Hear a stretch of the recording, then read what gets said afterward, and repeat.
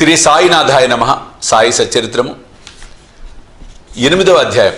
మానవ జన్మ యొక్క ప్రాముఖ్యము, బాబా యొక్క భిక్షాటనము, బాయిజాబాయ్ యొక్క ఎనలేని సేవ, ముగ్గురి పడక స్థలము, రహతా నివాసి కుశాల్చన్.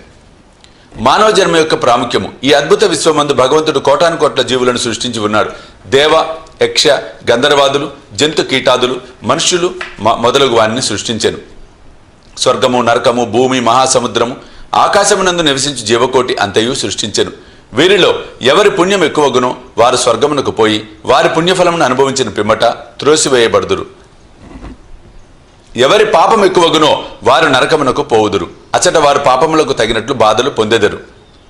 పాప పుణ్యములు సమానమగునప్పుడు భూమిపై మానవులుగా జన్మించి మోక్ష సాధనకై అవకాశము కాంచెదరు. వారి పాపపుణ్యములు నిష్క్రమించినప్పుడు వారికి మోక్షము కలుగును. వేయేల మోక్షము కాని పుట్టుక కాని వారు చేసిన కర్మలపై ఆధారపడి ఉండును. మానవ శరీరం యొక్క ప్రత్యేక విలువ. జీవకోటి అంతటికీ ఆహారము, నిద్ర, భయము, సంభోగము సామాన్యము. మానవునికి ఇవి కాక మరొక ప్రజ్ఞ కలదు, అదే జ్ఞానము. దీని సహాయముననే మానవుడు భగవత్ సాక్షాత్కారమును పొందగలడు. ఇంకే జన్మయందును దీనికి అవకాశం లేదు. ఈ కారణం చేతనే దేవతలు సైతము మానవ జన్మను ఈర్ష్యతో చూసెదరు. వారు కూడా భూమిపై మానవ జన్మనెత్తి మోక్షము సాధించవలెనని కోరెదరు.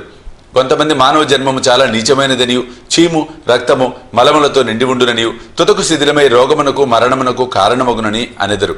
కొంతవరకు అది కూడా నిజమే. ఇన్ని లోపములు ఉన్నప్పటికీ మానవునకు జ్ఞానమును సంపాదించే శక్తి కలదు. శరీరం ఉండుటి చేతనే మానవుడు తన దేహం యొక్క, జగత్తు యొక్క అనిత్యతత్వమును గ్రహించి ఇంద్రియ సుఖముల పట్ల విరక్తి పొంది నిత్యానిత్య వివేకముతో కడకు భగవత్ సాక్షాత్కారమును పొందుచున్నాడు. శరీరము మలభూయిష్టమైనదనియు, నిరాకరించినచో మోక్షమును సంపాదించు అవకాశము పోగొట్టుకొనిదము. దేహమును ముద్దుగా పెంచి విషయ సుఖములకు మరిగించడం నరకమున పడదము. ఉచిత మార్గమేమనా దేహమును అశ్రద్ధ చేయకూడదు. దానిని లోలత్వముతో పోషించకూడదు. తగు జాగ్రత్త మాత్రమే తీసుకొనవలెను. గుర్రపరవుతూ తన గమ్యస్థానము చేరు వరకు గుర్రమును ఎంత జాగ్రత్తగా చూచుకొననో అంత జాగ్రత్తగా మాత్రమే తీసుకొనవలెను. ఈ శరీరమును మోక్ష సాధన లేక ఆత్మసాక్షాత్కారం కొరకు వినియోగించవలెను. ఇది జీవుని పరమావధి అయి ఉండవలెను. భగవంతుడు అనేక జీవులను సృష్టించినప్పటికీ అతనికి సంతృష్టి కలగలేదట. ఎందుకనగా భగవంతుని శక్తిని అవేవీ గ్రహించలేకపోయినవి. అందుచేత భగవంతుడు ప్రత్యేకముగా మానవుని సృష్టించెను. వానికి జ్ఞానమనే ప్రత్యేక శక్తినిచ్చెను. మానవుడు భగవంతుని లీలలను, అద్భుత కార్యములను, సేమూషి విజ్ఞానములను చూచి పరవశమొందినప్పుడు భగవంతుడు మిక్కిలి సంతృష్టి చెంది ఆనందించును. అందుచే మానవ జన్మ పొందుట, లభించుట గొప్ప అదృష్టము. బ్రాహ్మణ జన్మ పొందుట అందులో శ్రేష్టము. అన్నిటికంటే గొప్పది సాయిబాబా చరగతి చేయు అవకాశము కలుగుట. మానవుని విద్యుత్ ధర్మము. మానవ జన్మ విలువైనదనియు దానికి ఎప్పటికైనాను మరణము అనివార్యమని గ్రహించి మానవుడు ఎల్లప్పుడూ జాగరూకుడై ఉండి జీవిత పరమావధిని సాధించుటకై ప్రయత్నించవలెను. ఏ మాత్రం అశ్రద్ధ గాని ఆలస్యం కానీ చేయరాదు. త్వరలో దానిని సంపాదించుటకు యత్నించవలెను. భార్య చనిపోయిన వాడు రెండో భార్య కొరకు ఎంత ఆతృతపడను, తప్పిపోయిన యువరాజుకై చక్రవర్తి ఎంతగా వెతక యత్నించునో అటులనే విసుగు విరామము లేకుండా రాత్రింబవళ్లు కృషి చేసి ఆత్మసాక్షాత్కారం సంపాదించవలెను. బద్ధకము, అలసత్వము, కునుకుపాట్లను దూరము నడిచి అహోరాత్రులు ఆత్మయందే ధ్యానము నిలుపవలెను. ఈ మాత్రము చేయలేనిచో మనము పశుప్రాయులము ఆగదుము. తక్షణ కర్తవ్యము. మన ధ్యేయము సత్వరము ఫలించు మార్గమేదన వెంటనే భగవత్ సాక్షాత్కారము పొందిన సద్గురువు వద్దకు వెళ్ళుట. ఆధ్యాత్మిక ఉపన్యాసములు ఎన్ని విన్నప్పటికీ పొందనట్టిదియు, ఆధ్యాత్మిక గ్రంథములు ఎన్ని చదివినప్పటికీ తెలియనట్టిదగు ఆత్మసాక్షాత్కారము సద్గురువుల సాంగత్యముచే సులభముగా పొందవచ్చును. నక్షత్రములన్నీ కలిసి ఇవ్వలేని వెలుతురును సూర్యుడు ఎట్లిచ్చుచున్నాడో అట్లనే ఆధ్యాత్మిక ఉపన్యాసములు, గ్రంథములు ఇవ్వలేని జ్ఞానమును సద్గురువు విప్పి చెప్పగలడు. వారి చర్యలు సామాన్య సంభాషణలే మనకు మౌన ప్రబోధములు. శాంతి, క్షమ, వైరాగ్యము, దానము, ధర్మము, మనోదేహములను స్వాధీనమందుంచుకొనుట, అహంకారము లేకుండుట మొదలగు శుభ లక్షణములను వారి ఆచరణలో చూచి భక్తులు నేర్చుకొందురు. వారి పావన చరితములు భక్తుల మనములకు ప్రబోధము కలుగజేసి వారిని పారమార్థికముగా ఉద్ధరించును. సాయిబాబా అట్టి మహాపురుషుడు సద్గురు. బాబా సామాన్య ఫకీర్ వలె సంచరించుచున్నప్పటికీ వారెప్పుడును ఆత్మానుసంధానమునందే నిమగ్నులై ఉండిరి. దైవ భక్తి గల పవిత్ర హృదయములు వారికి సదా ప్రీతిపాత్రములు. వారు సుఖములకు పొంగరు, కష్టముల వలన కృంగిపోరు. రాజైనను నిరుపేదైనను వారికి సమానమే. తమ దృష్టి మాత్రమున ముష్టివాణిని చక్రవర్తిగా చేయగల శక్తి ఉన్నప్పటికీ బాబా ఇంటింటికి తిరిగి బిచ్చమెత్తడివారు. వారి భిక్ష ఎట్టిదో చూద్దాం. బాబా యొక్క భిక్షాటనము. షిరిడి జనులు పుణ్యాత్ములు. ఎందుకనగా వారి ఇండ్ల ఎదుటనే కదా బాబా భిక్షకుని వలె నిలిచి, అమ్మా రొట్టె ముక్క పెట్టమ్మా అనుచు దానిని అందుకొనుటకు చేయి చాచెడివారు. చేత ఒక రేకు డబ్బా పట్టుకొని దానికి ఒక గుడ్డజోలి తగిలించుకొని భిక్షాటనకు పోయేవారు. బాబా కొన్ని ఇండ్లకు మాత్రమే భిక్షకు పోయేవారు. పులుసు, మజ్జిగ వంటి ద్రవ పదార్థములు, కూరలు మొదలగునవి రేకు డబ్బాలో పోసుకొనివారు. అన్నము, రొట్టెలు మొదలగునవి జోలిలో వేయించుకునేవారు. బాబాకు రుచి అనున్నది లేదు. వారు జిహ్వను స్వాధీనమందు ఉంచుకొనిది కాన అన్ని పదార్థములను రేకు డబ్బాలోను జోలెలోను వేసుకునేవారు. అన్ని పదార్థములను ఒకేసారి కలిపి భుజించి సంతృష్టి చెందేవారు. పదార్థముల రుచిని పాటించేవారు కాదు. వారి నాలుకకు రుచి అనున్నది లేనట్లే కనిపించుచుండెను. బాబా భిక్షకు ఒక పద్ధతి, కాల నియమము లేకుండెను. ఒక్కొక్క దినము కొన్నిండ్ల వద్దే భిక్ష చేసేవారు. ఒక్కొక్కసారి 12 సార్లు కూడా భిక్షకు వెళ్లేవారు. భిక్షలో దొరికిన పదార్థములన్నింటినీ ఒక మట్టి పాత్రలో వేసేవారు. దానిని కుక్కలు, పిల్లులు, కాకులు విచ్చలవిడిగా తినిచుండెను. వాటిని తరిమేవారు కాదు. మసీదు తుడిచి శుభ్రం చేయి స్త్రీ 10 నుంచి 12 రొట్టె ముక్కలను నిరాటంకముగా తీసుకొని చుండెను. కుక్కలను, పిల్లులను కూడా కలలో సైతము అడ్డు పెట్టనిచ్చేవారు కాదు. ఆకలితో ఉన్న పేదల ఆహారమునకు అడ్డు చెప్పుదురా? ఫకీరు పదవియే నిజమైన మహారాజు పదవిని, అదే శాశ్వతము, మామూలు సిరి సంపదలు క్షణభంగురాలు అని బాబా అనుచుండేవారు.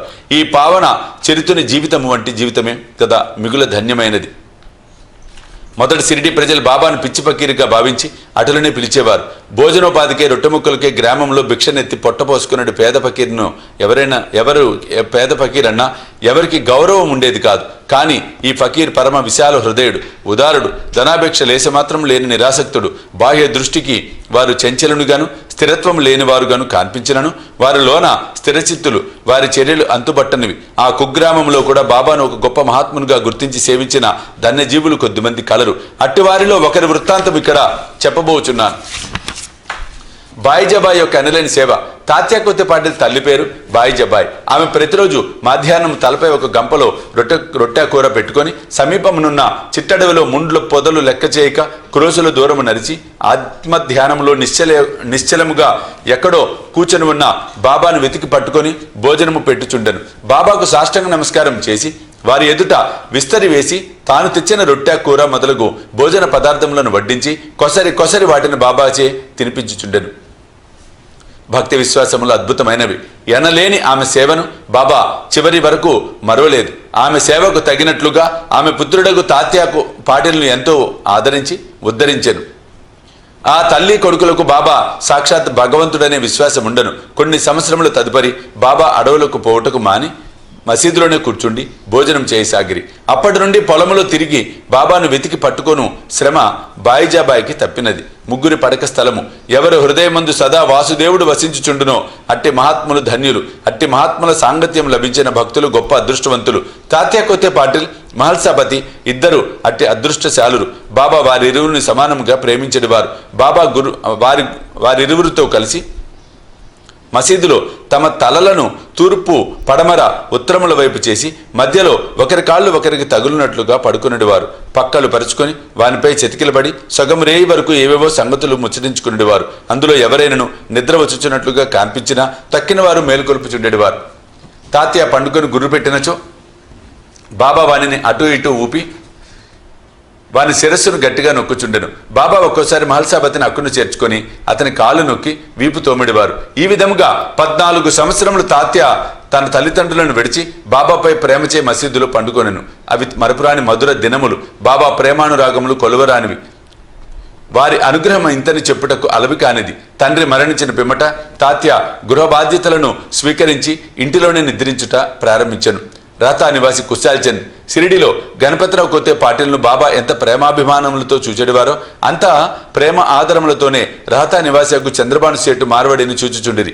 ఆ సేటు మరణించిన పిమ్మట అతని అన్న కొడుకు కుశాల్చంద్ను కూడా మిక్కిలి ప్రేమతో చూచుచు ఆహర్నిశలు వాని క్షేమము చూచుచుండిరి. ఒక్కొక్కప్పుడు టాంగాలోను, మరొకప్పుడు ఎద్దుల బండి మీద బాబా తన సన్నిహిత భక్తులతో కలిసి రహతా పోయేవారు. రహతా ప్రజలు బాజా భజంత్రులతో ఎదురేగి బాబాను గ్రామ సరిహద్దు ద్వారం వద్ద దర్శించి సాష్టాంగ నమస్కారములు చేసేవారు. తర్వాత మహావైభవంగా బాబాను గ్రామంలోనికి సాదరంగా తీసుకుని వెళ్ళేవారు. కుశాల్ చంద్ బాబాను తన ఇంటికి తీసుకుని పోయి తగిన ఆసనం నందు కూర్చుండజేసి భోజనం పెట్టేవారు. ఇరువురు కొంతసేపు ప్రేమోల్లాసములతో ముచ్చరించుకునేవారు. తదుపరి బాబా వారిని ఆశీర్వదించి షిరిడి చేర్చుండేవారు. షిరిడి గ్రామమునకు సమాన దూరంలో ఒకవైపు రహతా, మరొక వైపు నీమ్గా ఉన్నవి. ఈ 2 గ్రామములు దాటి బాబా ఎన్నడూ ఎచ్చటికి పోయి ఉండలేదు. వారెన్నడూ రైలు బండిలో ప్రయాణం చేసి ఎరుగరు. రైలు బండిని కనీసం చూచి కూడా ఉండలేదు. కానీ సర్వజ్ఞుడైన బాబాకు బండ రాకపోకలు ఖచ్చితంగా తెలియచుండేవి. బాబా వద్ద సెలవు పుచ్చుకొని వారి ఆజ్ఞానుసారము ప్రయాణం చేయవారికి ఎట్టి కష్టములు ఉండేవి కావు. బాబా ఆదేశమునకు వ్యతిరేకంగా పోవు అనేక మంది కష్టములు పాల్గొచుండిరి. అటువంటి కొన్ని సంఘటనలు, మరికొన్ని ఇతర విషయములను రాబో అధ్యాయములో చెప్పెదను. 8వ అధ్యాయం సంపూర్ణం. సద్గురు సాయినాథ్ అర్పణమస్తు. శుభం భవతు.